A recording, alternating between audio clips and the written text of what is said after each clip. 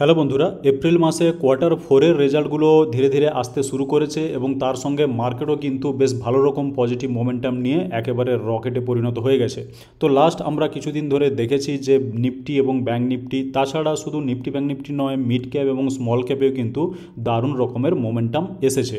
তো সেটা নিয়ে আমরা সকলেই হ্যাপি।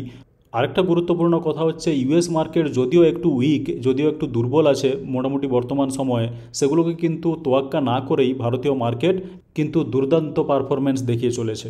তো এর পেছনের একটা কারণ অনেকেই হয়তো জানি, সেটা হচ্ছে এফআইয়ের বাইং আবার কিন্তু ফিরে এসেছে। 15, 16, 17, 21, 22 মোটামুটি লাস্ট 5 দিন দেখুন প্রত্যেকটাই গ্রিন, হয়তো একটু কম বেশি অ্যামাউন্ট আছে। যেমন আজকের দেখুন 22 এপ্রিল এখানে 1290, একটু কম। এটা হয়তো কিছুটা বলবেন যে একটু কমে কমে আসছে, আমার মনে হয় না এটা মোটামুটি থেমে যাবে, আবার রেট শুরু হবে, সেরকমটা আমার অন্তত মনে হচ্ছে না। তো এই ধরনের যে এফআইআই বাইং এসেছে তার একটা প্রভাব, মানে পজিটিভ প্রভাব স্টক মার্কেটে আমরা দেখেছি। আমরা যদি একটু চার্টে গিয়ে দেখার চেষ্টা করি, এটা হচ্ছে ব্যাঙ্ক নিফটির চার্ট। কেন আমি ব্যাঙ্ক নিফটির চার্ট দেখাচ্ছি সেটা একটু পরেই বুঝতে পারবেন। তো ব্যাঙ্ক নিফটি আমি যদি ফর এক্সাম্পল লাস্ট 1 মান্থে যাই, তাহলে বুঝতেই পারছেন এরকম একটা জায়গায় মোটামুটিভাবে ঘোরাফেরা করছিল। শুধু তাই নয়, একটা ব্রেকডাউন হয়েছিল এখানে 4 এপ্রিল, আর তারপরে যে মার্কেট ঘুরে দাঁড়িয়েছে তারপরে কিন্তু আর একেবারে নিচে আসেনি। তো দেখুন এখানে একটা চার্ট প্যাটার্ন দেখুন, যে এই ধরনের যে গ্যাপগুলো দেখতে পাচ্ছেন এখান থেকে এই জায়গা পর্যন্ত কতগুলো গ্যাপ আছে দেখুন। এখানে একটা গ্যাপ, এখানে একটা গ্যাপ, এখানে একটা গ্যাপ, এখানে একটা গ্যাপ। তো বড় বড় গ্যাপ কিন্তু মার্কেটে আমরা দেখতে পেয়েছি, মানে গ্যাপ আপ ওপেনিং হয়েছে এবং মার্কেট কিন্তু নিচের দিকে যায়নি।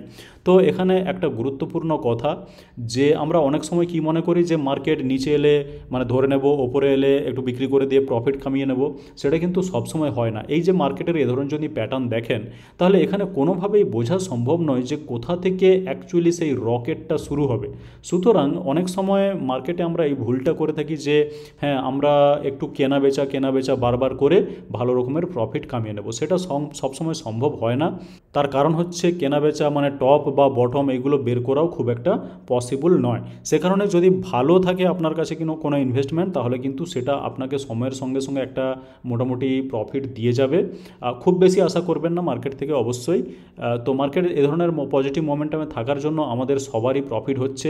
আপনি যদি জাস্ট ব্যাঙ্ক নিফটির 1 মাস, মানে 1 মাসও নয় অ্যাকচুয়ালি, এই চার্টটা যদি দেখেন বা কত পার্সেন্ট প্রফিট হয়েছে যদি দেখেন, সো এখানে এই জায়গায় ধরুন, আমি একদম বটম থেকে ধরছি না, তো এই জায়গায় সেটা ছিল প্রায় 50,000। তো এখান থেকে সেটা প্রায় কিন্তু 12% হয়ে যাচ্ছে। আমি জাস্ট এখানে লাগিয়ে এটাকে সরালেই কিন্তু দেখতে পাবেন। তো দেখুন পুরোপুরি 12% এখানে দেখাচ্ছে।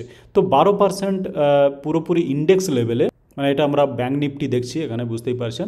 তো 12% কিন্তু জাস্ট 1 মাসের মধ্যেই দৌড়েছে। আর শুধু ইন্ডেক্স নয়, ইন্ডেক্সের সঙ্গে সঙ্গে কিন্তু অনেকগুলো স্টকও দৌড়েছে। তো আমি মোটামুটি দুটো বড় স্টক নিয়ে আলোচনা করব। তো দুটো বড় বড় কি সেটা আমরা জানি, সেটা হচ্ছে এইচডিএফসি ব্যাঙ্ক এবং আইসিআইসিআই ব্যাঙ্ক। তো এইচডিএফসি ব্যাঙ্ক এবং আইসিআইসিআই ব্যাঙ্ক দৌড়ানোর কারণ কি, মোটামুটি তো ইনভেস্টমেন্ট আসছেই, তবে এই দুটি স্টকে পার্টিকুলার একটু পজিটিভ নিউজ আছে, মানে ভালো রকমই পজিটিভ।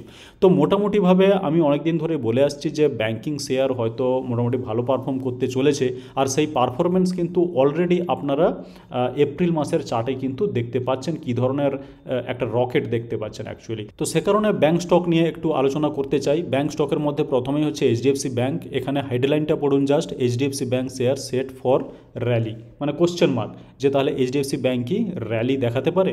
কোয়ার্টার 4 রেজাল্ট স্ট্রং, কোনো অসুবিধা নেই তাতে। হেয়ার আর রিভাইজড প্রাইস টার্গেট কি সেটাও আমরা একটু দেখে নিতে চাই। তবে প্রথমে যদি আপনি একটু রেজাল্টটা দেখতে চান যে এইচডিএফসি ব্যাঙ্ক রেজাল্ট ঠিক কীভাবে বা কীরকম দিল, এখানে স্টক পি দেখুন 21 পি, এগুলো ব্যাংকের মোটামুটি এ ধরনেরই আছে আমাদের মার্কেটে, মানে ইন্ডিয়ান মার্কেটে। এখানে রেজাল্টে জাস্ট আমরা একটু নজর রাখতে চাই। কোয়ার্টারলি রেজাল্ট দেখুন আপনারা, কোয়ার্টারলি রেজাল্টে যেগুলো ভালো স্টক মানে স্ট্রং স্টক, যেমন এইচডিএফসি ব্যাঙ্ক বা যেগুলোতে কোনো অসুবিধা নেই, ফান্ডামেন্টালি অনেক মানে ভালো স্টক এবং স্ট্রং স্টক, তো সেই ক্ষেত্রে আপনাকে কি দেখতে হবে যে সেলস গ্রোথটা ঠিকঠাক আছে কিনা বা হাইয়েস্ট এভার সেল হয়েছে কিনা। সেলস মানে কি, যেটা রেভিনিউ আপনি দেখলেই বুঝতে পারবেন যে সেলটা বেশি কিনা। তো যেটা ধরুন 35,000 ছিল 22 সালে, সেটা মানে ডবল তো ছেড়েই দিন, ডবলের অনেক বেশি অ্যাকচুয়ালি হয়ে গেছে মার্চ 2025-এ। মানে এত বড় একটা স্টক, সেটা যদি ধরুন 22 থেকে 25, যেটা 3 বছর, 3 বছরের মধ্যে যদি তার রেভিনিউ ডবলেরও বেশি করে ফেলে, তাহলে স্বাভাবিকভাবে আপনার টাকা ডবল হওয়া উচিত। তবে সেটা কিন্তু হয়নি। এটা একটা বিশাল বড় পয়েন্ট, সেটা মাথায় রাখতে হবে। আর সে কারণেই কিন্তু আজকে আমি ব্যাংকিং স্টক নিয়ে আলোচনা করছি। মানে ব্যাংকের প্রত্যেকটারই অ্যাকচুয়ালি যেটা প্রফিট বলুন, প্রফিটও দেখুন, এই জায়গায় দেখুন প্রফিট হচ্ছে মার্চ 2022-এ এটা হচ্ছে 10,475 কোটি, সেটা এখন যেটা হচ্ছে 19,285, এটাকে আপনি কিন্তু প্রায় ডবলই বলতে পারেন। সুতরাং যে কোম্পানির নেট প্রফিট ডবল হয়ে গেছে লাস্ট 3 বছরে, সেই কোম্পানি আপনাকে মানে তিন বছরে কিন্তু সেই স্টক ডবল হয়নি। তো তার পেছনে অনেক কারণ আছে, আমরা অনেক টালমাটাল অবস্থা দেখেছি। তবে আইডিয়ালি মানে আদর্শভাবে দেখলে কিন্তু সেই স্টকেরও ডবল হওয়া উচিত। এবার সেই স্টকগুলো যেহেতু ডবল দেয়নি, সেখানে একটা পজিটিভ মোমেন্টাম আসবে, পজিটিভ মুভমেন্ট আসবে, সেটা কিন্তু এক্সপেক্টেড। আমরা যদি মানে আইসিআইসিআই ব্যাংকেরও দেখতে চাই, তো ICICI bank Q4 results, net profit up 18% year on year at Rs 12,630 crore, ঠিক আছে। বিটস এস্টিমেট, এই জিনিসটা কিন্তু খুবই ইম্পর্টেন্ট। তো যখন কোনো অ্যানালিস্টরা মানে এস্টিমেট দেন, তারা কিন্তু অনেক হিসেব করেই দেন। তো সেই রকম এস্টিমেটকে যদি কোনো কোম্পানি মানে তার কোয়ার্টারলি রেজাল্টে মানে এস্টিমেটকে বিট করে দেয়, তাহলে কিন্তু বুঝতে হবে সেই কোম্পানি যথেষ্ট স্ট্রং রেজাল্ট দিয়েছে। এখানে কিন্তু 11 টাকার প্রায় একটা ডিভাইডেন্টও মোটামুটি ডিক্লেয়ার করা হয়েছে, তো ডিভাইডেন্টও পেয়ে যাবেন যাদের কাছে এই স্টক আছে। আর এই বিটস এস্টিমেট ব্যাপারটা কিন্তু সবসময় পজিটিভ। এটা কোনো মানে আইসিআইসিআই ব্যাংকের জন্য নয় বা কোনো ব্যাংকিং সেক্টরের জন্য নয়, প্রত্যেকটা স্টকের ক্ষেত্রেই কিন্তু বিটস এস্টিমেট ব্যাপারটা সবসময় পজিটিভ। এরকম কিছু এখানে নিউজও দেখতে পেয়ে যাবেন যে HDFC bank versus ICICI bank, which stock to buy after Q4 results, ঠিক আছে। তো এখানে অনেক কিছুই বলা থাকবে, এখানে অ্যানালিসিস করা থাকবে। তো এগুলো থেকে ডাইরেক্টলি ইনভেস্টমেন্টের ডিসিশন অবশ্যই আপনার নেওয়া উচিত নয়, সে কারণে নিজেকে একটু অ্যানালিসিস করতে হবে। তবে যেহেতু দুটো রেজাল্ট বেরিয়ে গেছে, সে কারণে কিন্তু আপনারা নিয়ে এই দুটোকে অ্যানালিসিস করতে পারেন। এরকম আরও নিউজ পেয়ে যাবেন। ফর এক্সাম্পল দেখুন এখানে, did ICICI bank out perform HDFC bank in the March quarter, ঠিক আছে। তো এই ধরনের কিছু নিউজ আছে, তবে অ্যানালিসিসটা কিন্তু আপনাদের নিজেদেরকেই করতে হবে। আমি এখানে কি দেখাবো, আমি এখানে কিছু প্রাইস টার্গেট দেখাতে চাই। তো প্রাইস টার্গেটের মধ্যে প্রথমেই আমি দেখাবো এইচডিএফসি ব্যাংকের। তো এইচডিএফসি ব্যাংকের এখানে অ্যাক্সিস সিকিউরিটিজ যে টার্গেটটা দিয়েছে, এগুলো কিন্তু সব নতুন, একদম টাটকা তাজা খবর, বরাবর বলেছি। দেখুন এখানে 21শে এপ্রিল 2025, মানে কালকের রিপোর্ট এটা। তো টার্গেট রাখা হয়েছে 2250 অ্যাক্সিস সিকিউরিটিজের তরফ থেকে। এখানে দেখুন এটা হচ্ছে এমকে গ্লোবাল। তো এমকে এইচডিএফসি ব্যাংকের জন্য এটা অবশ্যই বাই রেকমেন্ডেশন, প্রত্যেকটাতেই মানে যেগুলো দেখাবো প্রত্যেকটাই কিন্তু বাই রেকমেন্ডেশন। তো এখানে যেটা কারেন্ট মার্কেট প্রাইস 1900 ছিল, সেটা 2200 ধরুন টার্গেট প্রাইস। এরপরে কি আছে দেখা যাক। মতিলাল ওসওয়াল যেটা টার্গেট রেখেছে সেটা হচ্ছে 2200, মোটামুটি দেখতে পাচ্ছি যে 2200, আর এটা হচ্ছে প্রায় 15% মতো হচ্ছে আপসাইড। এরপরে কে আছে, এরপর হচ্ছে আইসিআইসিআই সিকিউরিটিজও কিন্তু টার্গেট দিয়েছে, এটা টার্গেট প্রাইস রাখা হয়েছে 2200। তো দেখতে পেলেন সবাই কিন্তু প্রায় 2200 বা 2250 এরকমই দিয়েছে, আর যেটা টার্গেট প্রাইস হচ্ছে 15% ওপরে। তো এখন থেকে সেটা 15%। তবে আপনি যদি আবারও একটু স্টকের দিকে যান, এটা হচ্ছে নিফটি ব্যাংক নিফটি যে এখানে 12%টা দিয়েছে রিটার্ন, সেখানে কিন্তু অলরেডি ব্যাঙ্কগুলো মানে ইন্ডিভিজুয়াল ব্যাঙ্কগুলো কিন্তু অনেকটা ওরকমই রিটার্ন অলরেডি দিয়ে ফেলেছে। তো সে কারণে ধরুন এরকম একটা জায়গা থেকে এটা কত ছিল, প্রায় 1750, ঠিক আছে। আমি এখানে ধরছি না কোনোভাবে, তো 1750 মানে জাস্ট এপ্রিল মাসের কথাই বলছি।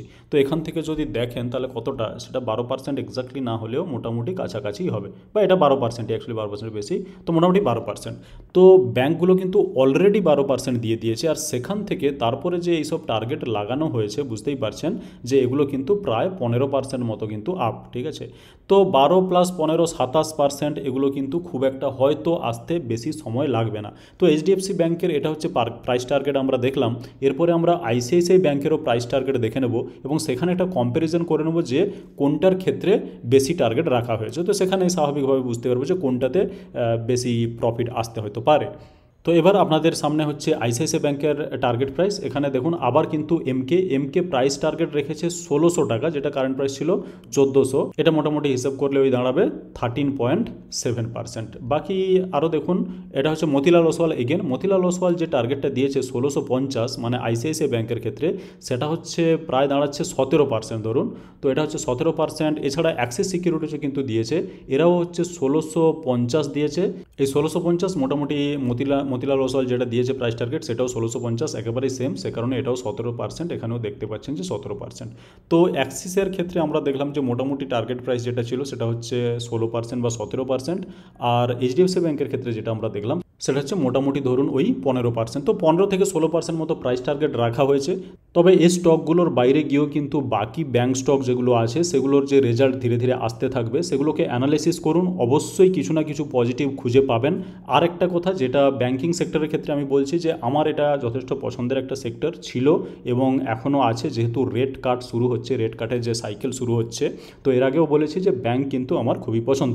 তো অলরেডি রকেট দেওয়া শুরু করে দিয়েছে, আরও হয়তো আগামী দিনে রকেট দিতে পারে। আর যে ব্যাংকগুলোর রেজাল্ট এখনও পর্যন্ত আসেনি সেগুলোতে তো অবশ্যই নজর রাখবেন। তবে একটা জিনিস মাথায় রাখবেন যে ব্যাংক নিফটি বা মোটামুটি ব্যাংকগুলো কিন্তু বেশিরভাগই প্রায় 12% মতো অলরেডি রিটার্ন দিয়ে ফেলেছে।